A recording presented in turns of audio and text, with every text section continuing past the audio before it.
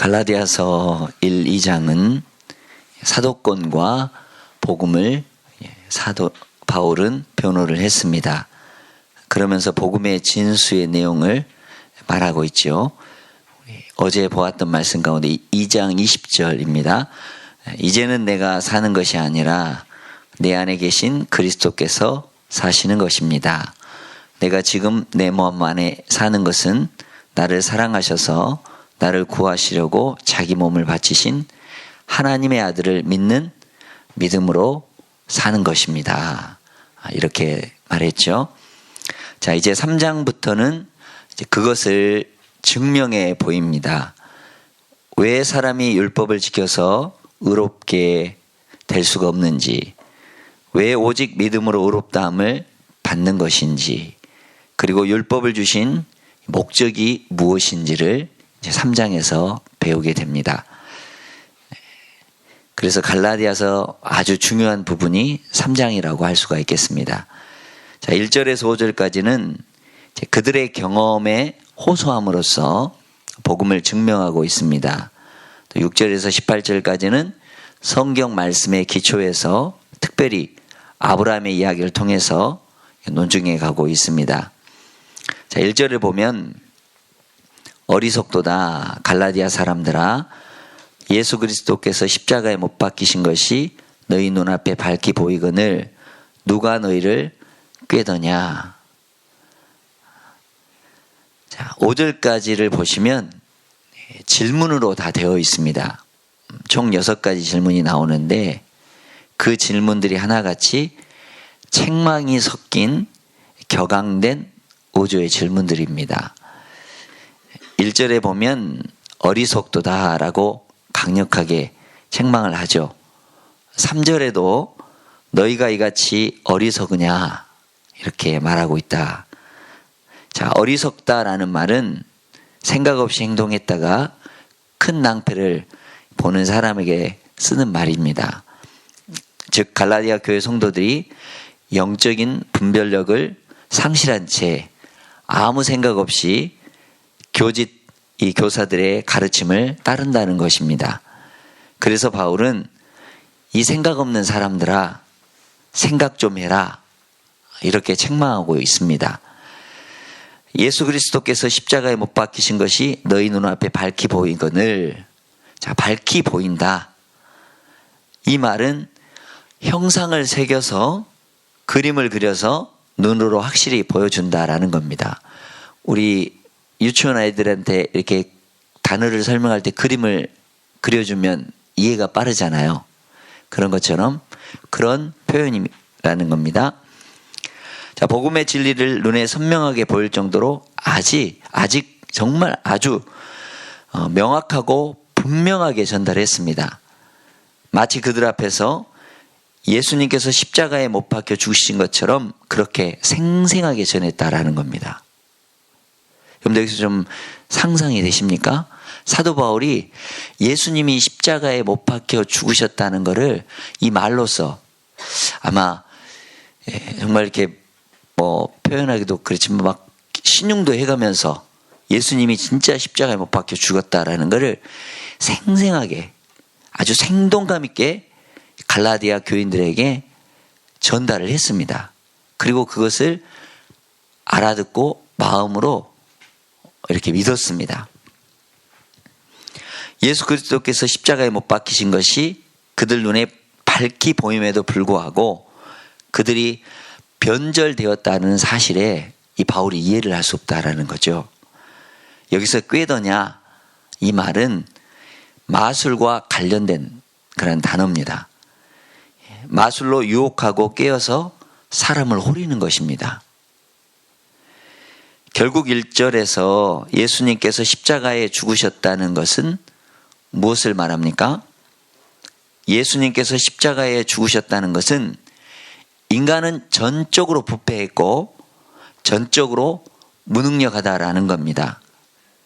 십자가에서 이렇게 명백하게 밝혀주는 것은 인간 스스로의 노력이나 행함으로는 절대로 구원받을 수 없다.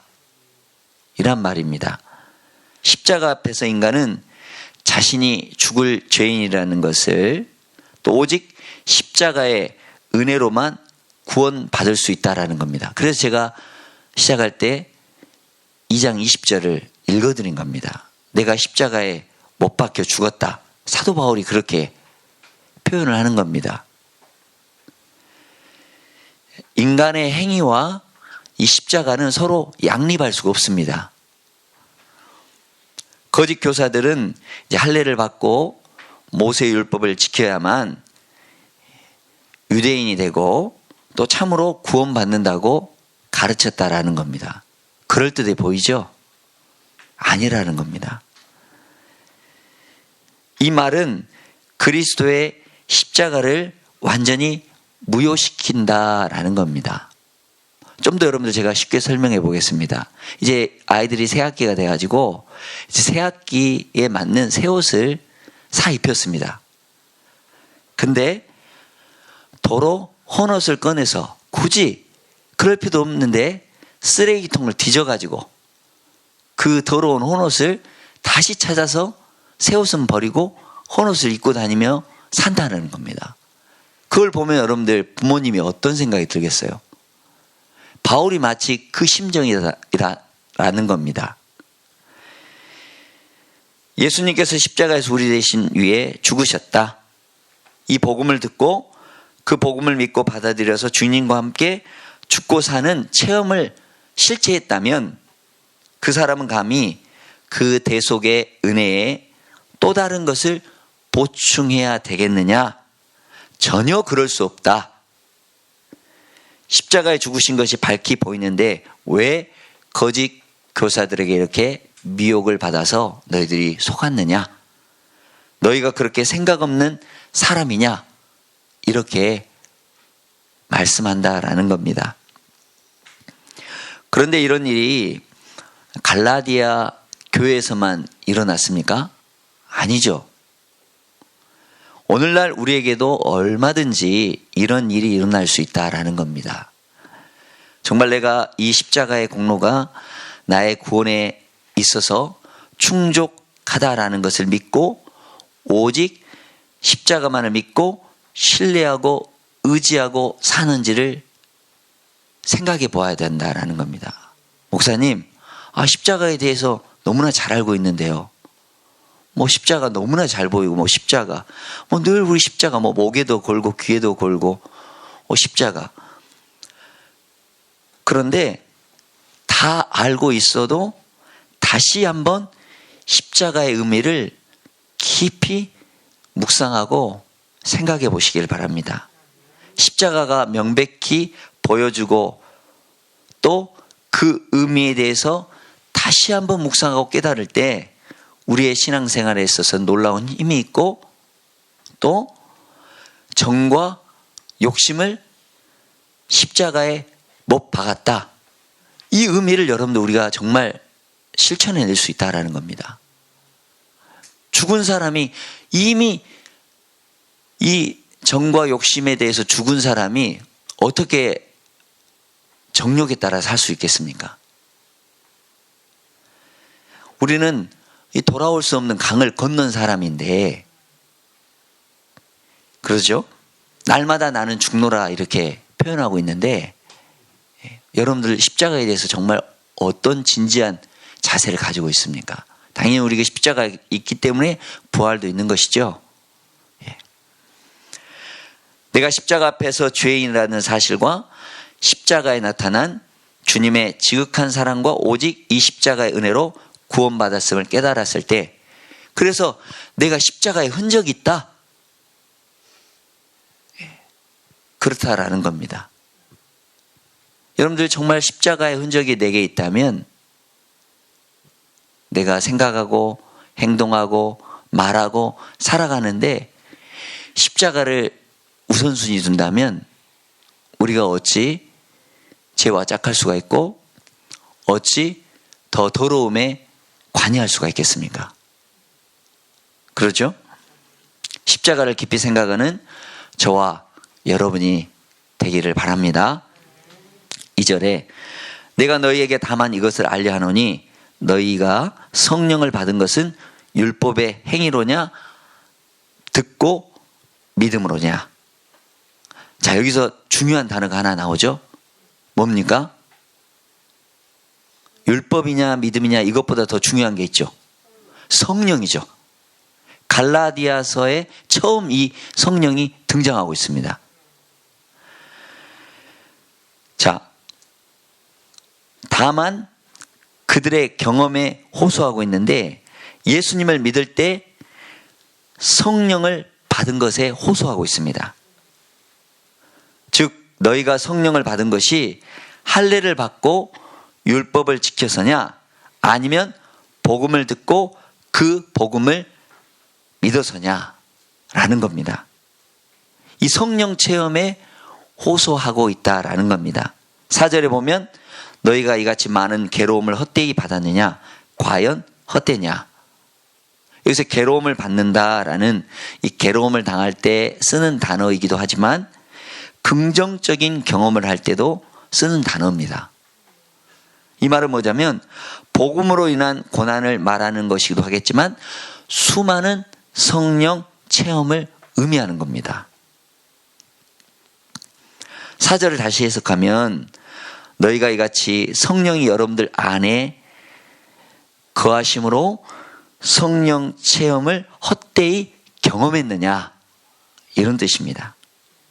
5절은 너희에게 성령을 주시고 너희 가운데서 능력을 행하시는 이의 일이 율법의 행위서냐 듣고 믿음에서냐. 내가 율법 없는 복음, 할례 없는 복음을 전할 때 너희가 열렬히 환영하고 받아들였다. 그렇게 믿고 받아들였을 때 성령이 너에게 임하지 않아야 했더냐? 성령의 능력의 기적을 체험하지 않았느냐?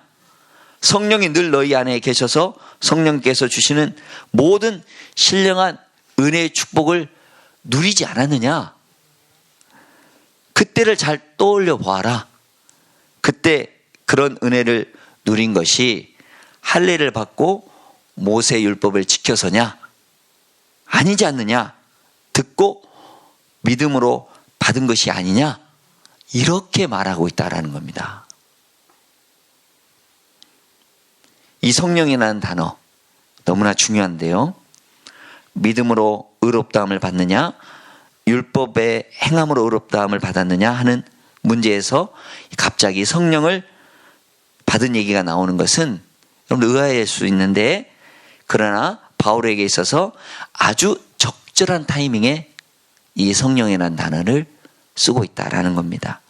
어떤 사람이 성령을 받았다라는 것은 성령님께서 이 사람이 구원받은 하나님의 백성이 되었음을 인치시고 증거하였다라는 겁니다. 너는 내 것이다. 너는 내 안에 소속되어 있다. 이런 거죠. 여러분들 중요한 건물에 들어가려면 이 바코드라든지 이 출입증이 분명히 있어야 됩니다. 그러죠. 그냥 아무렇게나 이렇게 들어갈 수가 없습니다. 저도 일본 이 CCC 이 전도하는 그 현장에 가봐왔는데 이제 일본 도쿄대도 가보고 와세다 대학도 가봤지 않습니까? 그런데 이제 신기하죠. 왜냐하면 우리 대학교도 아주 유수한 대학교들 많은데 세계에서 이렇게 유명한 대학교들이 있으니까. 그래서 이제 도서관에 그래도 한번 들어가 보려고 그랬더니 출입이 금지되는 거예요. 다 이렇게 증이 있다든지 이 바코드가 있어야 들어가는 겁니다. 아무나 들어가는 게 아닙니다. 성령을 확인하고 인쳤다면 누릴 수가 있는 겁니다. 그러죠? 너무나 이게 중요한 겁니다. 그래서 사도행전 2장 38절에 보면 베드로가 이렇게 말하죠. 너희가 회개하여 각각 예수 그리스도 이름으로 세례를 받고 죄사함을 얻으라. 그러죠? 세례를 받고 죄사함을 얻었죠? 그러면서 그 다음 말이 뭡니까? 그래야 하면 성령을 선물로 받으리니. 누가복음 24장 이 마지막 부분에서도 아버지께서 약속하신 성령, 그리고 이 누가복음과 함께 연결되는 사도행전 1장 4절에서도 아버지께 이 너희들이 구하는, 그리고 이 성에 머물면서 아버지께서 약속하신 것, 그 성령을 받을 때까지 너희들이 유예라. 그러면서 성령이 너희에게 임하시면, 그리 나오면서 성령이 그들에게 임하고 새 사람이 되어서 여러분들 땅끝까지 복음의 증인이 되는 것 아니겠습니까? 그러죠? 자, 베드로의 설교를 듣고 많은 유대인들이 회개하여 구원을 받았고 또 성령을 선물로 받았습니다. 이때까지 베드로의 생각은 예수님을 믿고 회개하는 유대인들에게만 이 은혜가 주어지는 거로 생각했습니다. 왜냐하면 성령의 강림과 임재의 약속은 하나님의 백성인 유대인들에게만 해당되는 것이기 때문입니다. 그러나 하나님께서는 그런 고정관념을 깨시죠. 금방에 보면 사도행전 10장에 보면 고넬료의 사건을 통해서 이방인들에게도 성령이 부어집니다. 그러죠?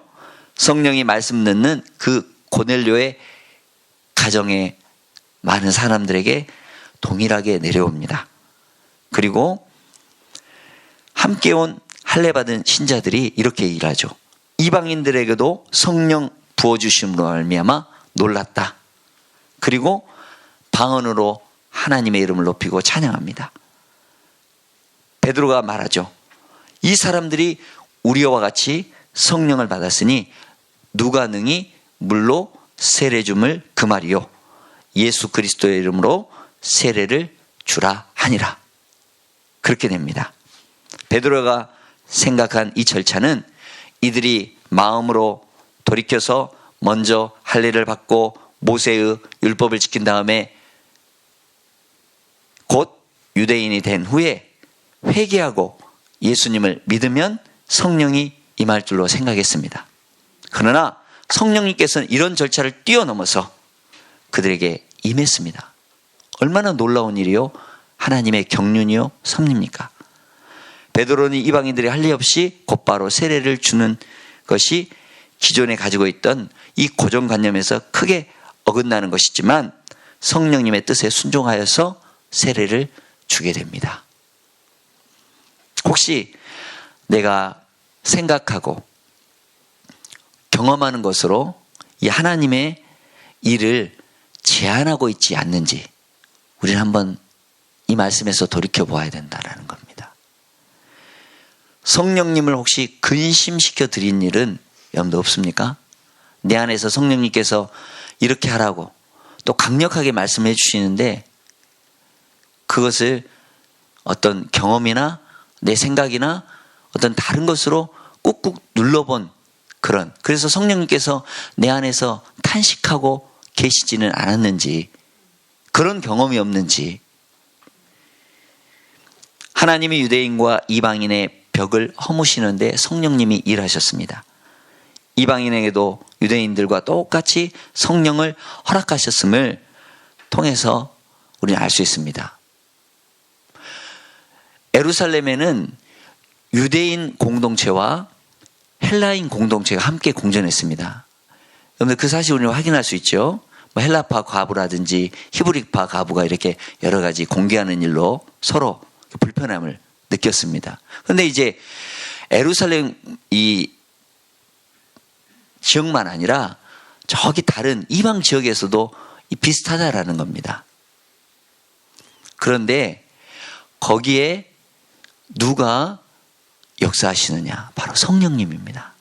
성령님이 하나 되게 하신다는 거예요. 오늘 말씀에도 읽었지만 자유하는 자나 종이나 여자나 남자나 헬라인이나 유대인이나 다 같이 한 성령을 받아서 우리가 주를 고백하는 것입니다. 그러죠? 그렇기 때문에 우리는 서로 이렇게 피가 섞이진 않았습니다. 성씨도 다르고 그러나 예수 그리스도 안에서 우리는 한 형제요 자매인 것입니다. 이 사실이 너무나 귀한 것이죠.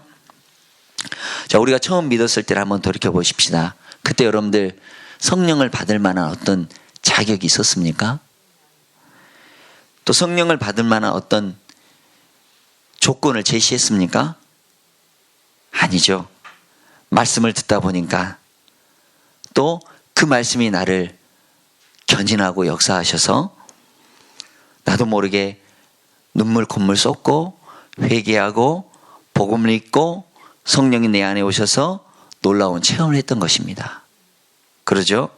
이렇게 성령을 주신 것은 전적인 은혜라는 겁니다.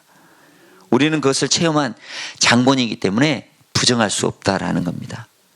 그리고 부정하지도 않을 것이고, 문제는 그렇게 은혜를 받았다면 계속 은혜를 누려야 하는데, 시작은 성령으로 해놓고 그 후에는 육체로 마치려 한다라는 겁니다. 성령이 내 안에 계시면 힘을 얻습니다. 어떤 은혜를 받습니까? 우리 마음에 그리스도의 제사함의 은혜를 계속해서 적용시켜 주시고 말씀을 통해서 그 은혜와 사랑을 깨닫게 됩니다. 그리고 하나님과 교제하게 하시고 고난 가운데서도 우리를 위로하시고 장차 받게 될 유업을 보증으로 받았습니다. 그래서 우리는 주님의 양자 삼아 되셔서 우리는 상속자가 되었습니다. 하나님을 아바 아버지라고도 부르게 됩니다. 그리고 그와 같이 사생자처럼 버려두지 않으십니다.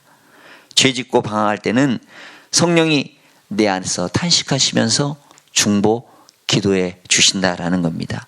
또 우리로 회개케 하시고 늘 진리로 인도하시고 우리를 포기치 않고 끝까지 견디고 인내하게 해 주신다라는 겁니다. 주님이 다시 오실 때 주님 앞에 흠이 없이 거룩한 자로 신부로 서게끔 만들어 주신다라는 겁니다. 한번 성령이 임하셨다면 다시 떠나가시는 일이 없으시고, 빌립보서 1장 6절 말씀에 너희 속에 착한 일을 시작하신 이가 그리스도 예수의 날까지 이루실 줄 우리가 확실하노라. 이렇게 성령님께서 우리를 끝까지 인도하신다라는 겁니다. 자, 이 모든 성령의 축복을 받아 누리고 경험한 것이 율법의 행위입니까? 듣고 믿음에서입니까? 갈라디아 성도들은 당연히 듣고 믿음으로 이러한 모든 은혜의 축복을 누렸다라는 겁니다. 6절에서 14절 보면 여러분들 자세히 한번 읽어보십시오. 그러면 여기서 키포인트가 되는 단어가 있습니다. 계속해서 반복되어 있는 단어가 있습니다. 뭐죠? 믿음으로입니다. 믿음으로. 믿음으로 말미암은 자는 믿음에 있는 아브라함과 함께 복을 받느니라. 그리고 그 믿음으로 성령의 약속을 받게 되었다. 그 믿음으로라는 단어에 여러분들 줄을 끄면서 연결해 보십시오. 믿음으로 되었다라는 겁니다. 오직 믿음으로 성령을 받았고 또한 믿음으로 성령을 누렸다라는 겁니다. 시작할 때만 믿는 것이 아니라 처음부터 끝까지 믿음으로 된다라는 겁니다. 이 사실 여러분들 너무나 귀한 겁니다. 만약 이 사실을 여러분들 알지 못하고 누리지 못한다면 어떤 손해를 받는가? 쉬운 예로 한번 들어볼까요? 어떤 부부가 이제 유람선 여행을 이렇게 했습니다.